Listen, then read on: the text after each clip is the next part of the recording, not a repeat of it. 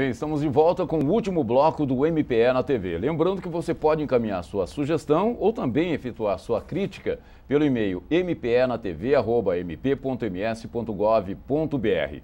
E o nosso entrevistado de hoje é o Dr. Eduardo Fontecilha de Rose, que é promotor de justiça titular na comarca de Mundo Novo.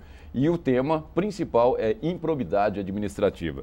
Doutor De Rose, como o nosso programa também é interativo com a comunidade, eu vou passar agora uma pergunta que foi feita pelo povo a respeito desse tema.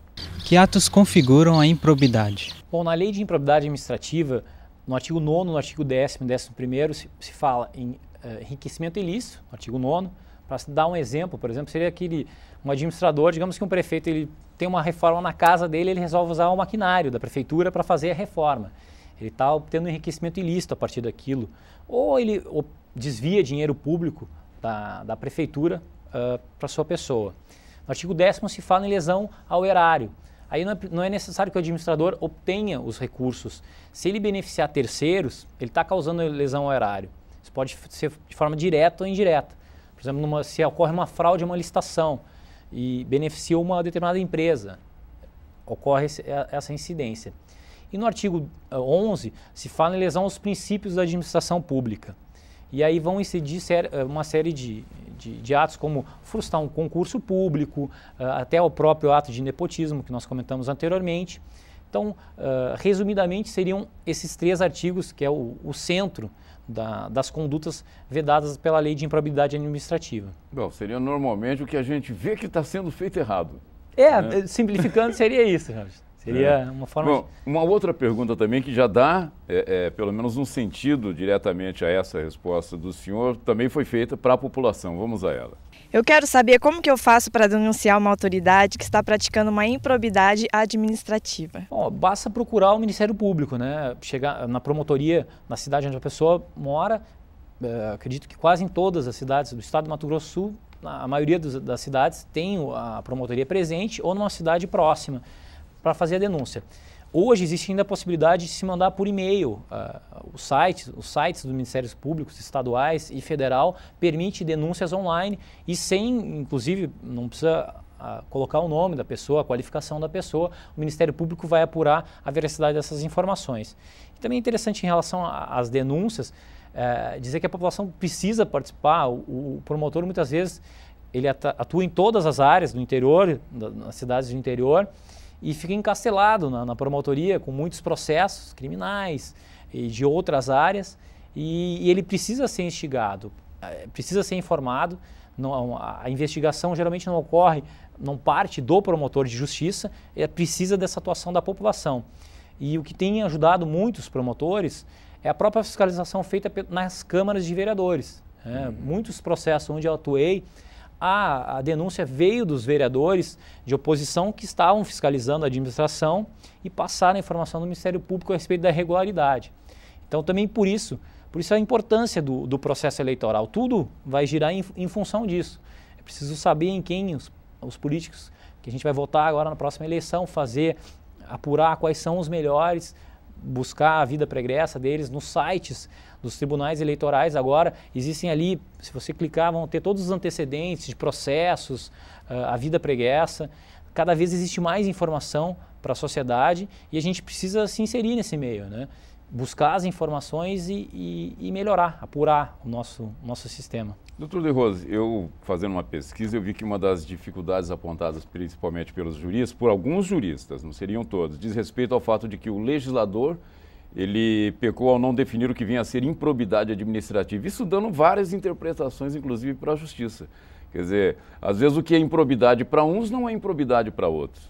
O senhor concorda com essa posição? Olha, Jorge, eu não concordo. Eu vejo a lei de improbidade, ela, na minha opinião, foi muito bem concebida.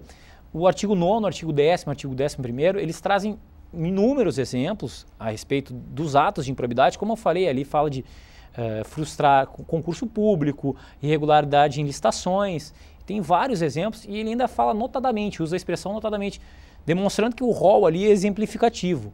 Então, eu respeito as opiniões jurídicas, existem muitas teses, até uma muito difundida no Poder Judiciário, pelas defesas dos advogados é a respeito do dolus malus, né? Então, a partir dessa tese se fala que o administrador ele tem que ter uma má fé, uma má índole na administração.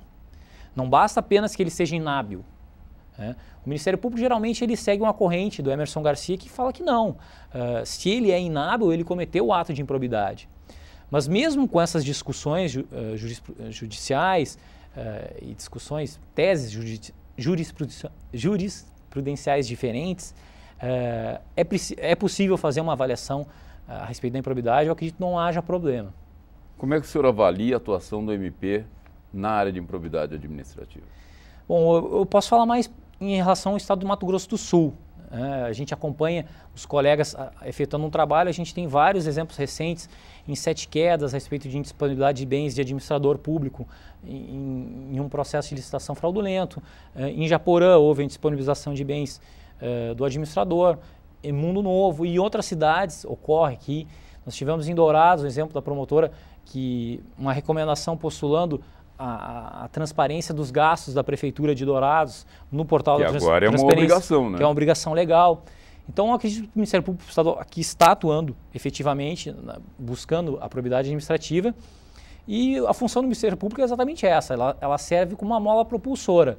Quem dará a resposta dessas condutas, se são ilícitas ou não, se violam a lei, é o Poder Judiciário. Eu acredito que efetivamente a gente tem buscado fazer nossa parte do trabalho e espera que dê resultado no futuro. Doutor De Rose, só para a gente encerrar, uma mensagem final para a população, principalmente nessa área de improbidade administrativa, que envolve justamente os atos praticados pelos políticos, né, e os administradores de uma forma geral.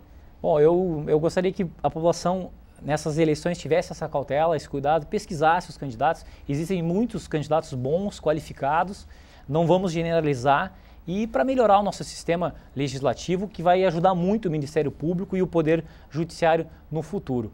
Em relação à corrupção, é preciso ser feito muito ainda. Já tivemos vários avanços, como a lei do ficha limpa, a lei de probidade anteriormente, e nós vamos continuar lutando. Procurem o Ministério Público, falem a respeito das irregularidades e deixam aqui uma mensagem do poeta Mário Quintana para motivá-los. Que Mário Quintana disse uma vez que se as coisas parecem impossíveis, ora por que não querê-las? Que seriam dos caminhos se não fosse a mágica presença das estrelas.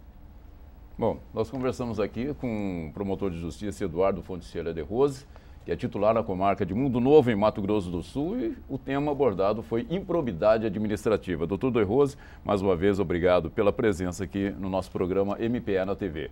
E a gente volta em próxima oportunidade. Lembrando que você pode participar da nossa programação encaminhando sugestões ou fazendo críticas para o e-mail mpenatv@mp.ms.gov.br. Até a próxima oportunidade.